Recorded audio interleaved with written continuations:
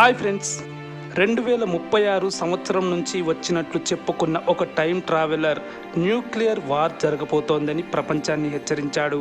అతని పేరు John tighter. వయస్సు 2036లో 38 ఏళ్ళు. అతను అణుయుద్ధం జరగబోతోందని ఒక టైం ట్రావెల్ ఇన్స్టిట్యూట్ ఫోరంలో 2000 సంవత్సరంలో తెలిపాడు. ఆ యుద్ధాన్ని ఆపడం లేదా అణ్వాయుధ వినాశనం నుంచి ప్రపంచ మానవాళిని అలర్ట్ చేయడమే తన ఉద్దేశమని జాన్ టైటర్ తెలిపాడు. 25 ఏళ్లైనా అతను ఎవరో ఇప్పటికీ తెలియదు. అది మిస్టరీగానే ఉంది. చాలామంది అతను చెప్పిన వాటిని నమ్ముతున్నారు. అందుకు బలమైన కారణాలు ఉన్నాయి. జాన్ టైటర్ 2000-2001 సంవత్సరాల్లో భవిష్యత్తులో జరిగే కొన్ని సంఘటనలను ఇంటర్నెట్ ఫోరంలలో పబ్లిష్ చేశాడు. అవన్నీ విపరీత పరిణామాలే, వాటి నుంచి కాపాడుకోండి అని ప్రజలకు కొన్ని సూచనలు చేశాడు. అంతేకాదు, కొన్ని ఫోటోలను షేర్ చేశాడు. వాటిలో ఉన్నది తన టైం మెషిన్ అని చెప్పాడు. దానికి 2 మ్యాగ్నెటిక్ హౌసింగ్ యూనిట్లు, ఒక ఎలక్ట్రానిక్ ఇంజెక్షన్ మ్యానిఫోల్డ్, ఒక cooling x ray venting system, gravity సెన్సార్లు, variable gravity lock, 4 main caesium clocks, 3 main computer యూనిట్లు ఉన్నాయని తెలిపాడు. ఆ తర్వాత అతను సడన్గా మాయమయ్యాడు. అతని చివరి పోస్ట్ 2001 మార్చిలో వచ్చింది. ఆ తర్వాత ఎక్కడా అతని పోస్టు రాలేదు. జాన్ టైటర్ మొదటిసారి 1998 జూలై 29న ఓ రేడియో టాక్ షోకి 2 ఫ్యాక్స్లు పంపాడు. వాటిలో ఏం చెప్పాడంటే, 2000 సంవత్సరంలో Y2K డిజాస్టర్ జరిగిన తర్వాత 2034లో టైం ట్రావెల్ని కనుక్కున్నారని చెప్పాడు. 2000 సంవత్సరం నవంబర్ 2న జాన్ టైటర్ ఆన్లైన్లో తొలిసారి ప్రజలను పలుకరించాడు. అందరికీ శుభాకాంక్షలు. నేను టైం ట్రావెలర్ని. 2036 నుంచి వచ్చాను. 1975 నాటి IBM 5100 కంప్యూటర్ సిస్టమ్ తీసుకొని మా ఇంటికి వెళ్తున్నాను అని చెప్పాడు. అతను ఫోటోలలో చూపించిన టైం ట్రావెల్ మెషిన్ చూడటానికి back to the future time మెషిన్లా ఉంది. అసలు ఎవరి జాన్ టైటర్ అంటే, తన గురించి తాను ఓ విషయం చెప్పాడు. 2036లో తాను ఒక మిలిటరీ యూనిట్కి సంబంధించిన సభ్యుడిని అని చెప్పాడు. తాను ఫ్యూచర్ ఫ్లోరిడాలో నివసిస్తున్నానని తెలిపాడు. 2011లో తనకు 13 ఏళ్ల వయస్సు ఉన్నప్పుడు తాను ఆర్మీలోని షాట్ గన్ ఇన్ఫాంట్రీ యూనిట్లో చేరానన్నాడు. 2036లో తనకు ప్రభుత్వ టైం ట్రావెల్ ప్రాజెక్టు ఒకటి అప్పగించారని, అందులో భాగంగా తనను 1975కి పంపించారని తెలిపాడు. తాను IBM కంపెనీకి చెందిన 5100 కంప్యూటర్ని ఫ్యూచర్కి తీసుకెళ్తున్నానని చెప్పాడు. అలా వెళ్తూ మధ్యలో కొన్ని కారణాల వల్ల 2000 సంవత్సరంలోకి వచ్చానని టైటర్ వివరించాడు. తాను ఫ్యూచర్లో జరిగిన సివిల్ వార్లో పోగొట్టుకున్న ఫోటోలను తిరిగి తీసుకెళ్లడానికి, తన ఫ్యామిలీని కలవడానికి 2000 సంవత్సరంలోకి వచ్చానని తెలిపాడు.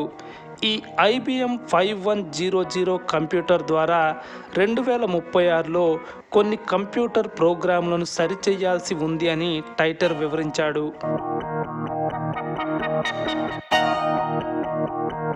ఇంతకీ మనం జాన్ టైటర్ని నమ్మాలా వద్దా అనే ప్రశ్న మనకు వస్తుంది. అతను చెప్పిన వాటిలో కొన్ని నిజమయ్యాయి, వాటికి ఆధారాలు కూడా ఉన్నాయి. ఒక అంచనాలో టైటర్ 2003లో ఇరాకులో విధ్వంసక ఆయుధాల్ని కనుక్కుంటారని చెప్పాడు. దీనిపై వివాదం ఉంది. ఇరాకులో జీవ రసాయన ఆయుధాల్ని కనుక్కున్నట్లు అమెరికా సైన్యం చెప్పింది. అయితే అవి జీవ రసాయన ఆయుధాలు కావనే వాదన కూడా ఉంది. అయితే ఈ విషయం టైటర్కి 3 ఏళ్ల ముందే ఎలా తెలుసు అనే ప్రశ్న ఉంది. తాను మిలిటరీకి చెందినవాణ్ణి అని చెప్పాడు కాబట్టి మిలిటరీ రహస్యాలు ముందే తెలిసి ఉండొచ్చు అని కొంతమంది భావించారు. టైటర్ చెప్పిన మరో ఆశ్చర్యకరమైన విషయం మొదటి పర్సనల్ కంప్యూటర్లలో ఒకటైన IBM 5100.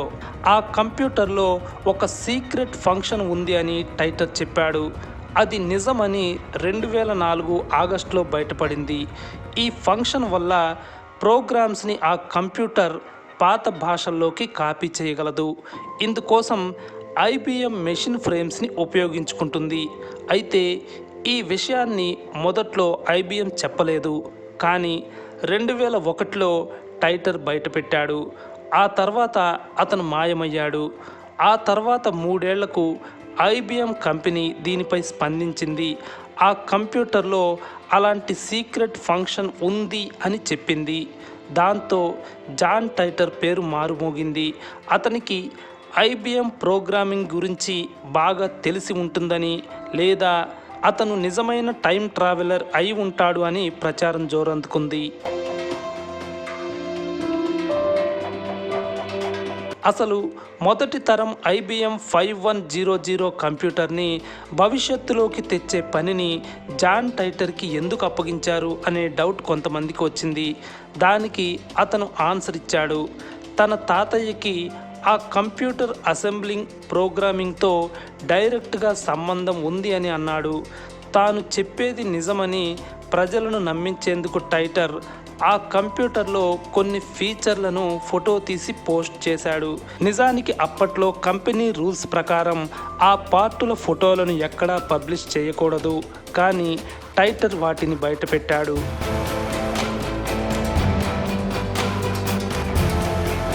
2034లో అన్ఐడెంటిఫైడ్ ఫ్లయింగ్ ఆబ్జెక్ట్స్ UFOలు ఉన్నాయా అని అడిగితే తమ కాలంలో కూడా అది మిస్టరీగానే ఉంది అని టైటర్ తెలిపాడు. అంతేకాదు, గ్రహాంతర వాసులు ఉండి ఉండొచ్చని, వారి దగ్గర మరింత మోడ్రన్ టెక్నాలజీతో కూడిన టైం మెషిన్లు ఉండి ఉండొచ్చని టైటర్ అంచనా వేశాడు.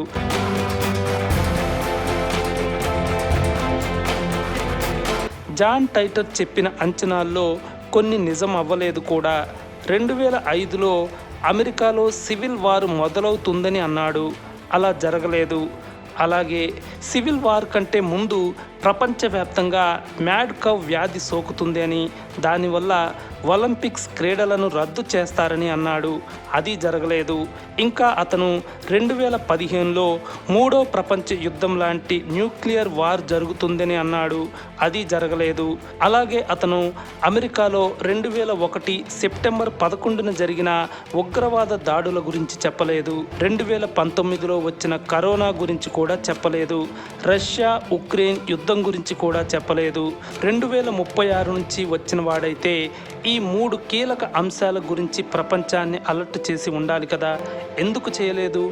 ఎందుకంటే అతను టైం ట్రావెలర్ కాదు కాబట్టి అని కొంతమంది వాదిస్తున్నారు.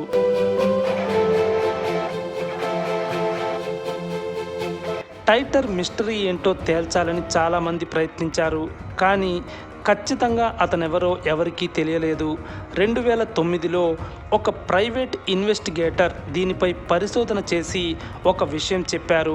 అమెరికా ఫ్లోరిడా రాష్ట్రంలో లాయర్ అయిన లారీ హాబెర్, అతని బ్రదర్ కంప్యూటర్ సైంటిస్ట్ అయిన జాన్ రిక్ హాబెర్ కలిసి ఈ జాన్ టైటర్ అనే పాత్రను సృష్టించారు అని ఆరోపించారు. ఈ అన్నదమ్ములిద్దరికీ టెక్ నాలెడ్జి ఉంది.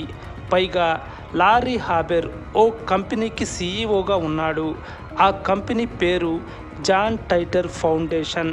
జాన్ టైటర్ ఇంటర్నెట్లోకి వచ్చిన 2 ఏళ్ల తర్వాత అంటే 2003లో ఈ కంపెనీని స్థాపించారు.